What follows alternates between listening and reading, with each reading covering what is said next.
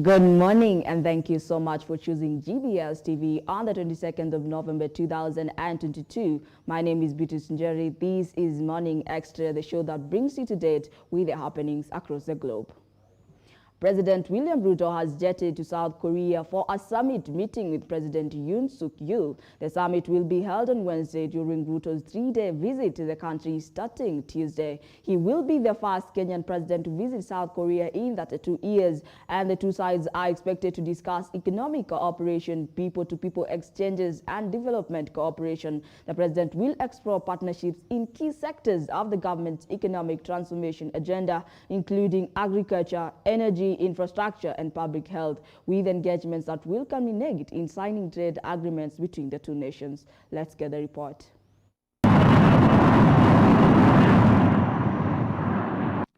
President William Ruto has jetted to South Korea for a summit meeting with President Yoon Suk Yeol. The president is expected to explore partnerships in key sectors of the government's economic transformation agenda, including agriculture, energy, infrastructure, and public health, with engagements that will culminate in signing trade agreements between the two nations. Kenya will also advance negotiations to open markets for our exports as part of the growing bilateral trade between Kenya and the Republic of Korea that is founded on common values, mutual trust, and benefits. Bilateral trade between both countries is worth 30.2 billion Kenya shillings. Kenya exports about 2.74 billion worth of goods to South Korea. South Korea exports about 27.4 billion shillings worth of goods to Kenya. In 2009, Kenya exported about 90 million worth of coffee to Korea, and in 2013, the figure rose to 540 million Kenya shillings. Main exports from Kenya to Korea include tobacco, coffee, scrap metal, gemstones, pyrethrum, spices, fish, wood products, handcrafts, and beer. Main exports from Korea to Kenya include iron and steel products, plastics, electromachinery, ICT equipment, chemicals, rubber products, pharmaceuticals, and motor vehicles. Many South Korean firms such as Samsung, LG, and Hyundai maintain their regional headquarters in Nairobi. Samsung announced plans to set up a TV assembly plant in Kenya.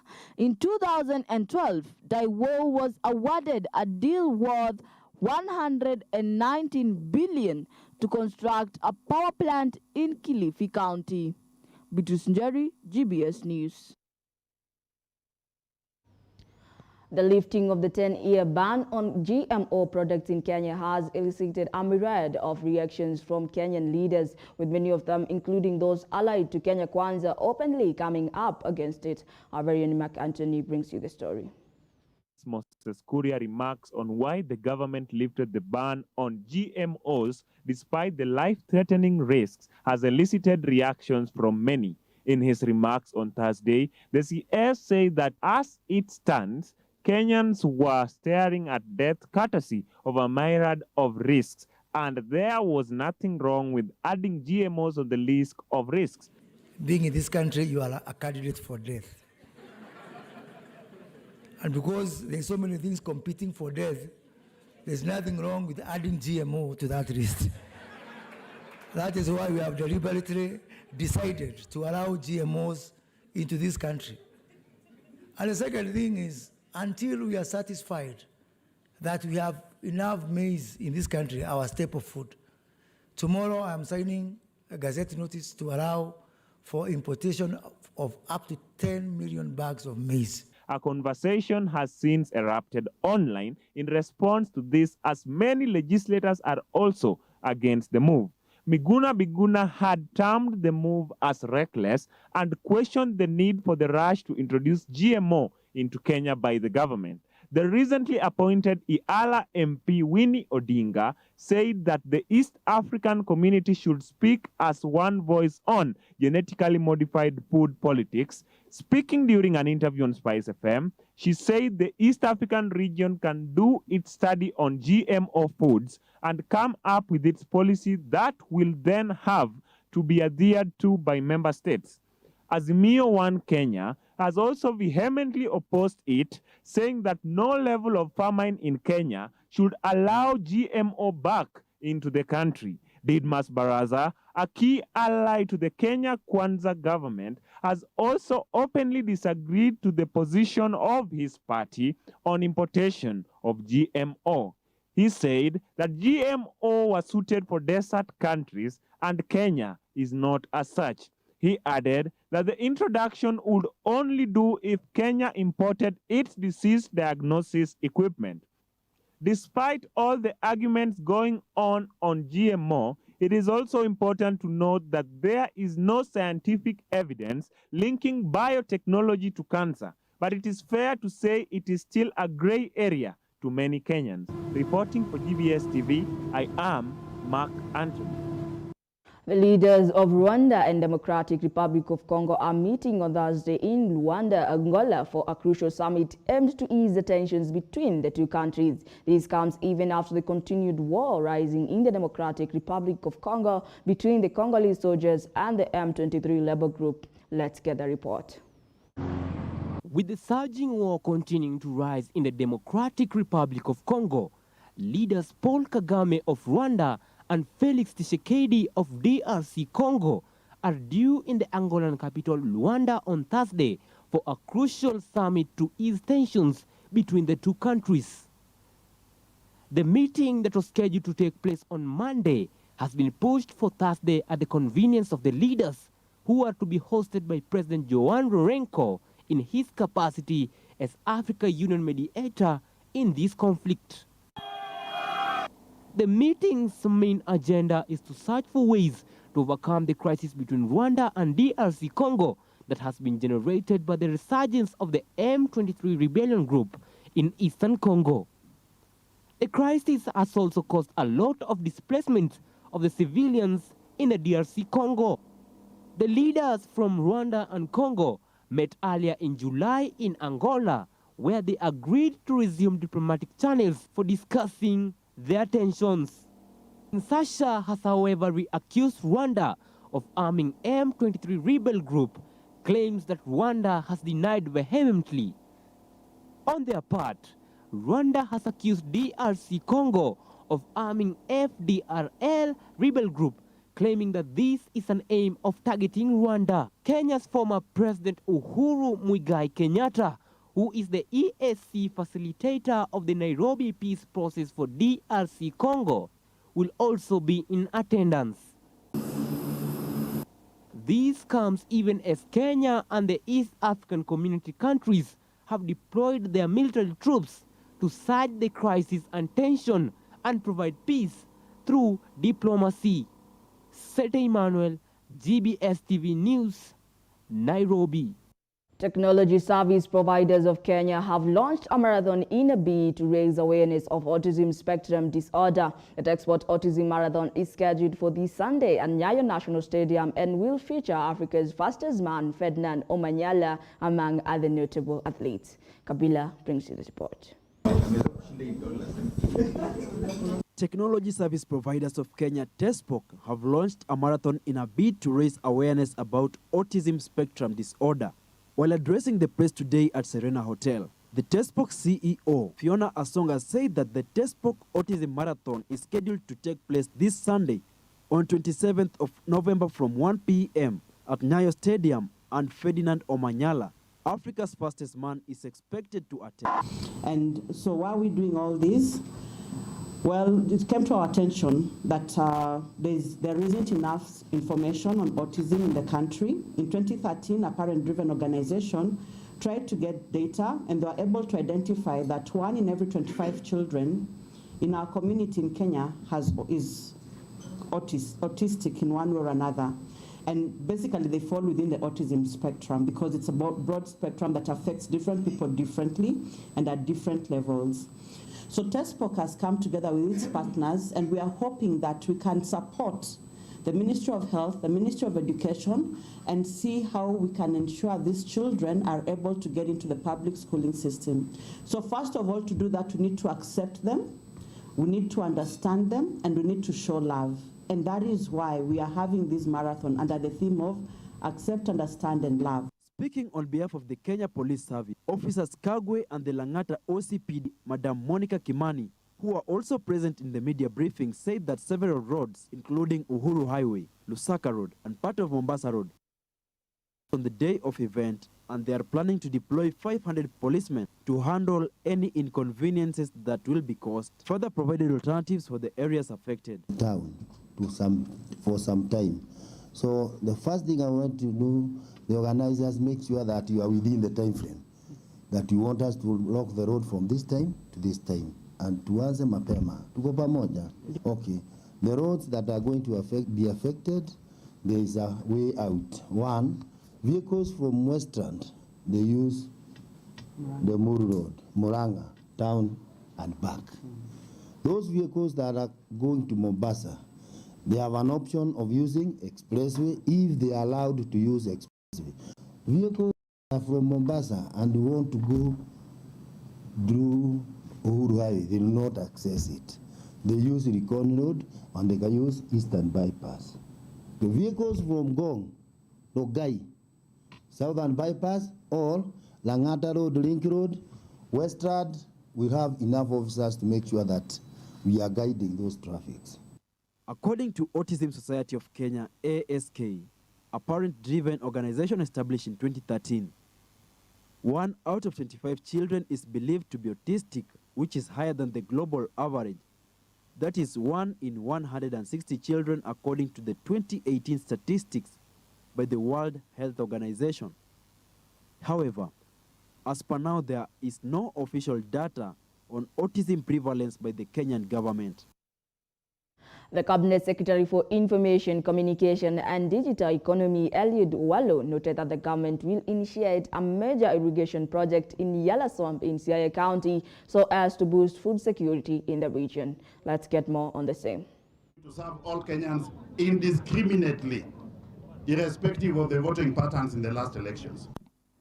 Owalo, who presided over relief food distribution exercise in Gem and Bondo sub-counties, at the same time said that his ministry will open up 25,000 digital village counties wide and urged the youths to take advantage of the centers that will be equipped with free Wi-Fi to leverage on technology and create jobs. Such free Wi-Fi hotspots to the tune of 25,000 within the Republic of Kenya. And Siaya County will not be an exception. We will work with your leaders here so that we bring internet to the schools here and also ensure that we are also supplying computers so that our children can be digitally empowered.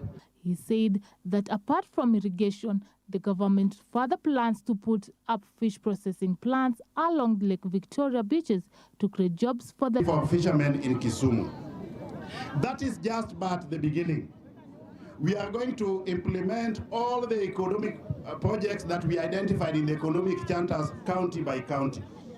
Here in Siaya, we will ensure that there is a major irrigation project along the swamp of River Yala. The CES, who was flanked by GEM MP Elisha Odhiambo and Bondo Legislature Gideon Ochada, among other elected and non-elected leaders from Nyanza, said that William Ruto's government has good plans for the region and urged the locals to give its full support. We are requesting as the people of Gem that the land of Nyamnenia be given to us so that Odera Kamo University can expand. Owalo said that the bottom-up economy model will uplift the micro and small enterprises in the region and challenge the locals to take advantage of the soon-to-be-launched Hustler Fund to venture into business. Reporting for GBS, I'm Stacey Wanja. The government has decided to delete Murukweni Dam in Mudengera, Laikipia West sub-county, which is expected to serve over 4,500 households after the resident expressed fear of the dam breaking its bank. The DCC has assured them that the government is involving all stakeholders to ensure the risks are contained. Let's get the report. Residents had expressed fear over the dam breaking its banks.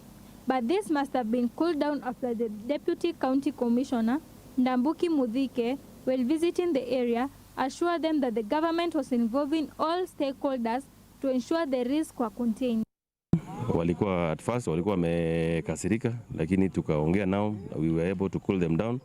Tukaonyesha umuhimu wa hii project ambayo itasaidia wananchi wengi. Hii project imekuwa sponsored by the government of Kenya, and a lot of money has been given kuwezesha kwamba hii maji imesambazwa kila mahali na kila mwananchi aweze kupata maji ambayo ni safi. Maji wakati ule maji ilifungiliwa pale miezi mbili hakukuwa na maji Karandi, na tukienda kwa mto tukasindwa, kwani ni shinda gani? Watu wakaanza kuongea.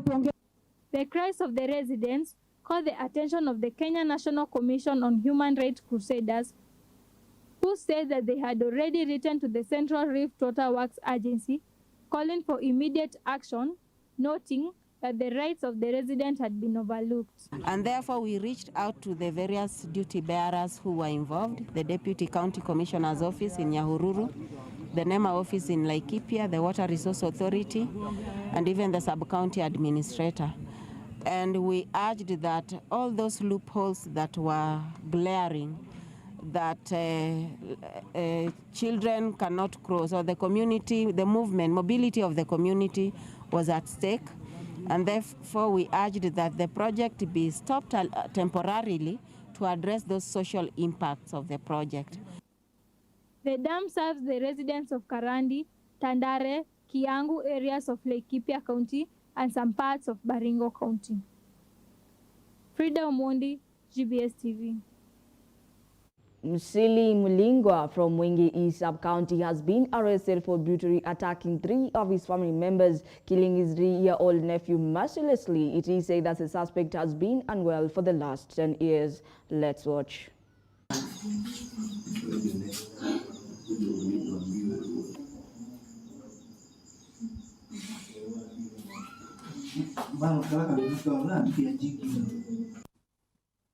Police officers from Mwingi East Sub-County have arrested a mentally unstable man after brutally clobbering 3 family members, killing 1 in a chilling attack that left the whole village shocked. Trouble started when the suspect Musili Mulingwa, who has been at tied seclusion because of his violent conduct, miraculously untied himself and unleashed violence to everyone indiscriminately. Wielding a huge club, he hit the mother on the forehead before turning to his 3-year-old nephew, whom he killed by 1 strike. He turned to yet another relative, whom he hit using the same club before he was overpowered by people around. Akavamia boma, akavamia mamangu, akamgonga zaidi, akamuumiza na akagonga watoto 2 wa brother wangu, mmoja ameanga, mwingine amejeruhiwa sana, kwa hali mahututi. Sasa hivi niko hapa Mwingi Hospital level 5, anaendelea kupata matibabu. Huyo mwingine amekanga, tumempeleka moshari hapa Mwingi pia. Hapo nyuma amekuwa akiponyoka kidogo. Kuna wakati alivamia mbuzi, akaua mbuzi 3. Wakati mwingine akavamia brother wangu, akamdunga na kisu vibaya. Na pia amekuwa tu akijifungua kidogo, kama hakuna mtu karibu, anavamia manyumba, anadunga mabati, anabomoa milango. Amekuwa akifanya vitu kama hizo. Kwa sasa amechukuliwa na maafisa wa polisi ako Ukasi Police Station. He is now at the custody of Mwingi East Police, while the young nephew's lifeless body is lying at Mwingi Level 4 Hospital morgue, while the 2 injured are recuperating at the same hospital ward. Reporting for GBS TV, I'm Barbara Gamba. It is very tragic. We do extend our condolences to the family, and we do hope justice is served. Narok County First Lady Agnes Ntutu has raised concerns over the increase of teenage pregnancy in Narok County, making it ranked #1 in the country. She is calling on all stakeholders to join together and make sure they eradicate this issue completely. Let's get the report.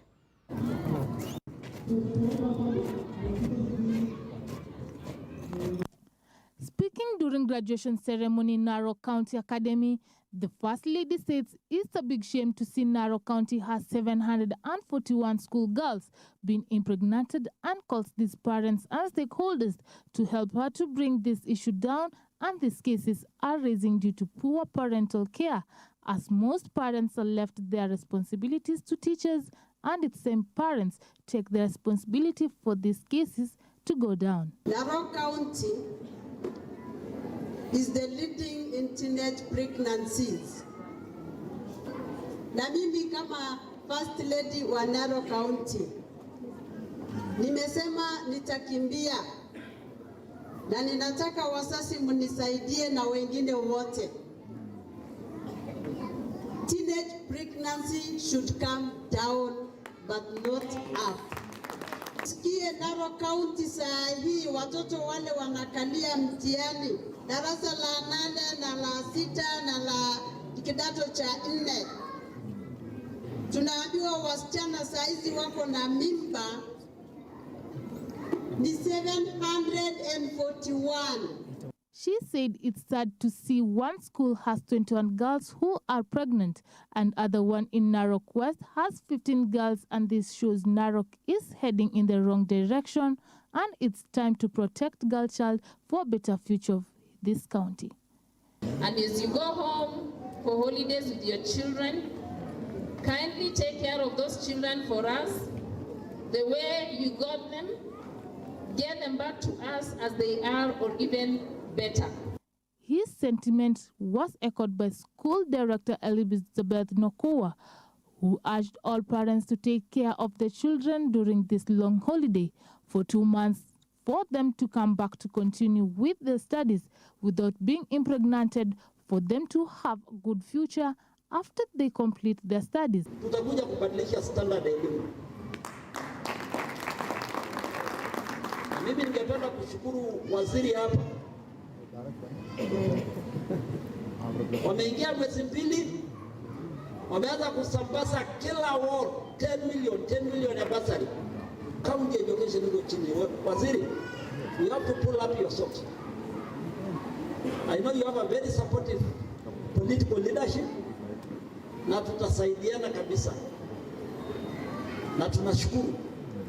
Narok South MP Kitalali Olentutu says they will support the First Lady to make sure they eradicate this issue of teenage pregnancy, as it's one of the incidents that makes Narok County be left behind academically by other counties, and its leaders to join together to do something on this.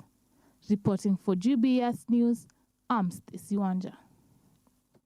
Moving to international news, deadly earthquake rocks shook Indonesia's main Java island Monday afternoon, killing at least 46 people and over 700 hurt due to a magnitude strike, the local officials said. Our very own Lino brings you the story. There are 46 dead people at the Cianjur Regional Hospital and around 700 injured people.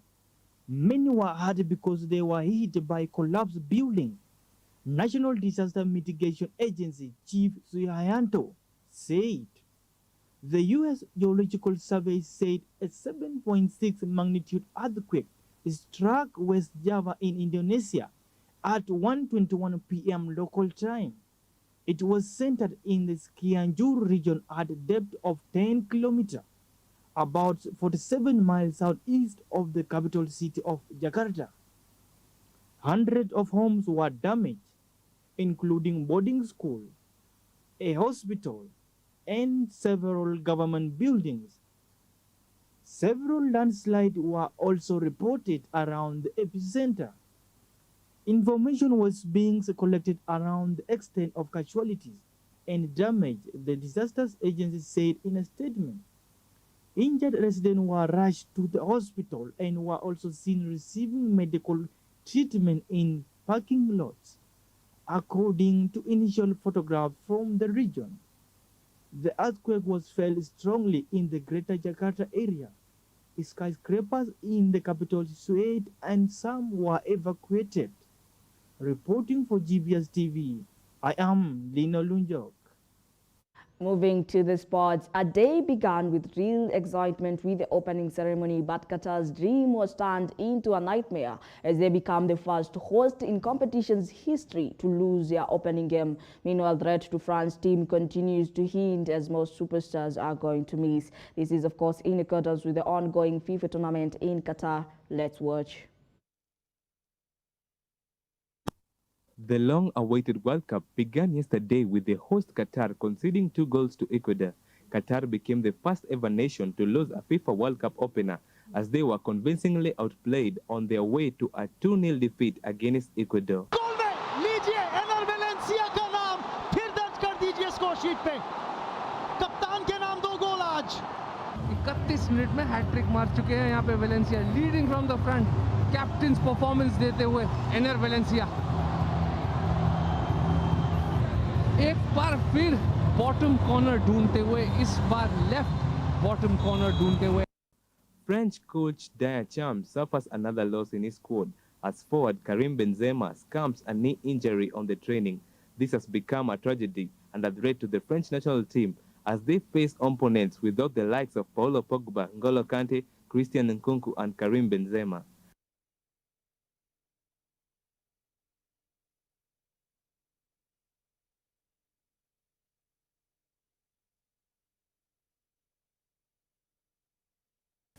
Gareth Southgate confirmed that England will take a knee before the World Cup opener against Iran to show solidarity against discrimination, in which, in a match held today, England rushed Iran 6-2 in Khalifa International Stadium, which is located at Doha. Might just mean that Iran have to change their emphasis a little bit. Certainly now it's happened on the... Premier League stars Bukayo Saka, Marcus Rashford, Jack Grealish, Raheem Sterling, Jude Bellingham scored the 6 goals to enable England have a victory. Ball back to him. Wire under pressure, managed to get it back. Too strong for Saka. Hussein.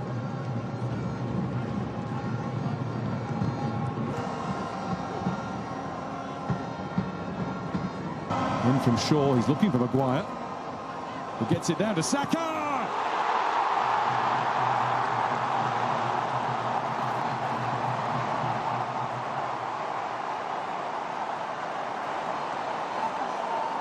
Another young lion roars at the World Cup.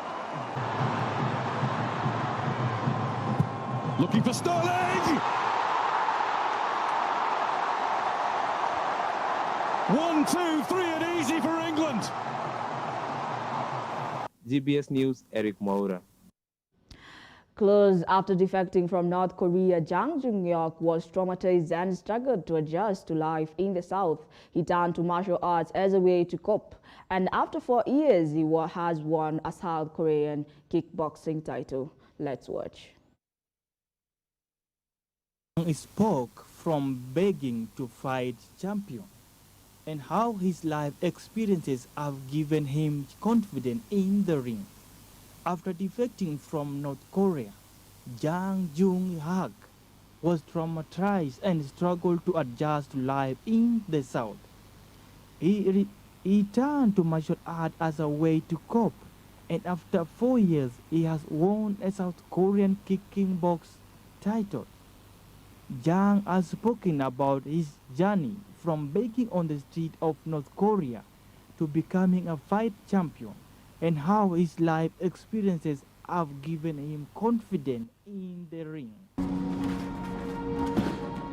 좀 더 강해지고 싶고 또 어머니와 저를 운동을 함으로써 지킬 수 있지 않을까라는 생각으로 트라우마를 극복한 방법은 일단 부딪히는 거예요. 격투기가 모두가 예상하듯이 힘든 운동이잖아요. 정말 힘들고 준비해야 될 것도 많고 여러 가지 희생이 필요한 운동이지만 제가 겪은 탈북 가정에 비하면 딱히 힘들다고 느껴지지 않습니다.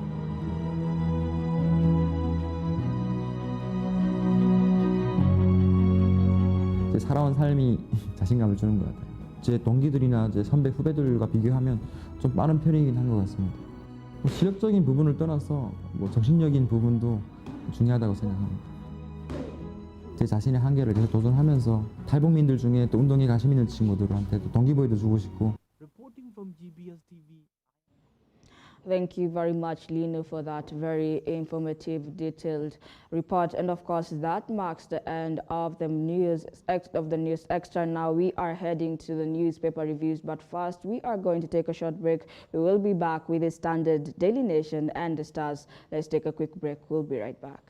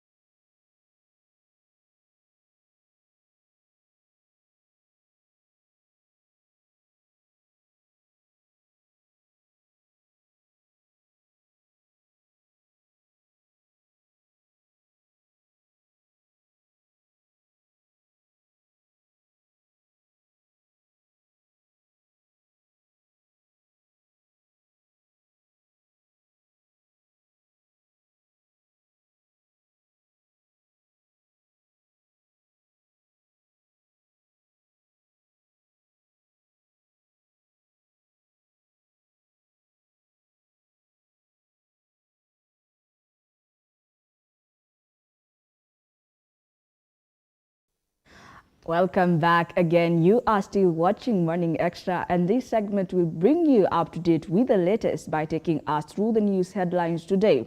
I'll start with the leading newspapers from the Republic of Kenya, and of course, let's take a look at the Standard. Of course, we'll be checking the headlines happening in the Standard, where of course we can see the Maize Rebellion.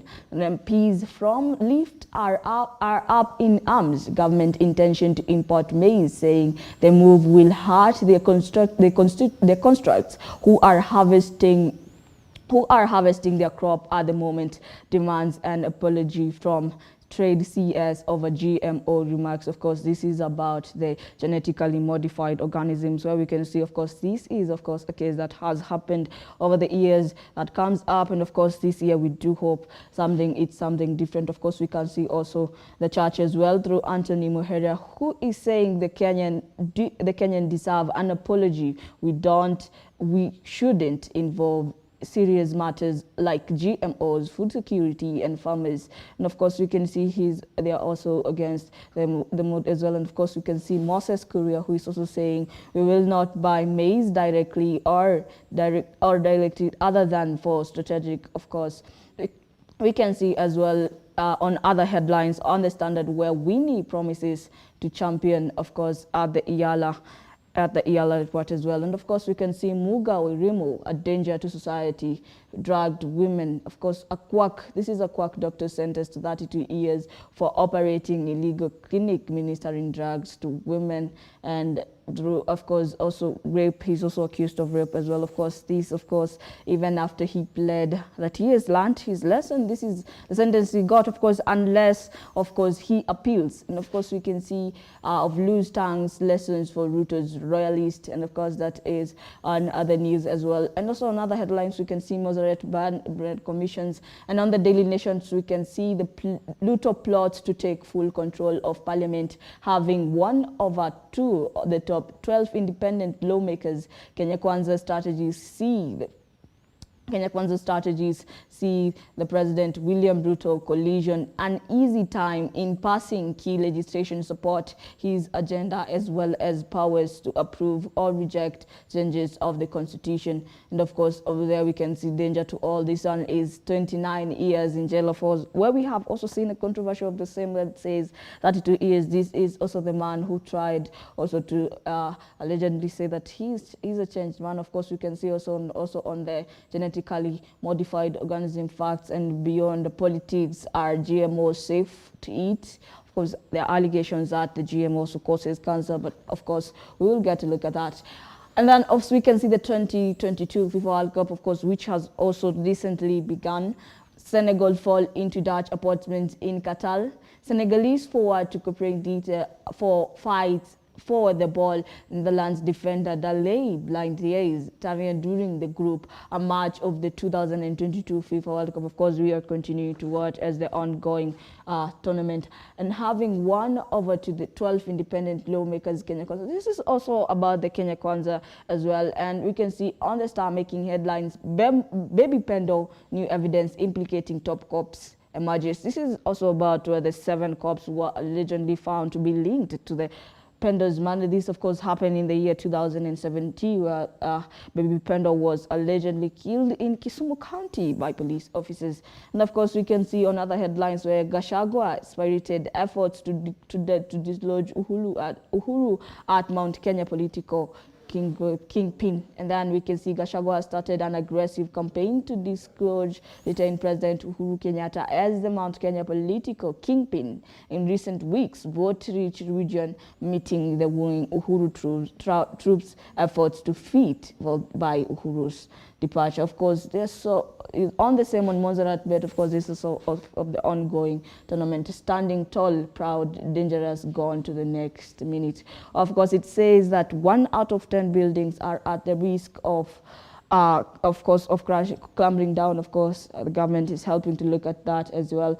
And of course, we have a lot more to get. You can dig into the Standard, you can dig into the happenings, and then you can get a lot more of the same. And of course, looking at, we can see where People's Daily, where we can see Ruto man beats retreat on GMOs. Of course, this is the ongoing debate of whether to bring GMOs or not with the current drought that is happening in Kenya as well. And of course, we can see, of course, we expect everything sports, where we see Tunisia as well being spoken about, and grade 7 learners to stay in primary. Of course, there is a debate on whether to continue with the CBC as well, and then curriculum review team will recommend presidential junior secondary should be renamed upper primary and avert transition. You can get that story on page 6 as well. And of course, primary school teachers are more aware, competent in handling the needs of these young learners for their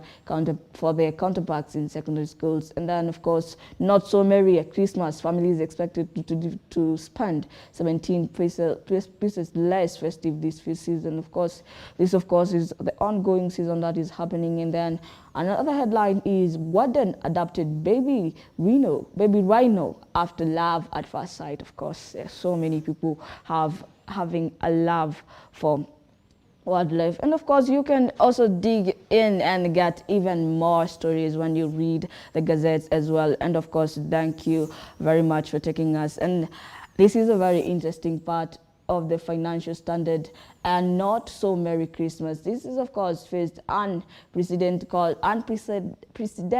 cost of living crisis. Many households are cutting on their festive season spending in a major business. Of course, we can see the magnitude of the same, where we can see this cartoon that is trying to show the magnitude of what is happening in our current finances in the economy as well. We can see not a very Merry Christmas, which is of course coming up very soon, and we do wish those that are facing the crisis of drought as well that they can also get the help they require, and then it will be a Merry Christmas.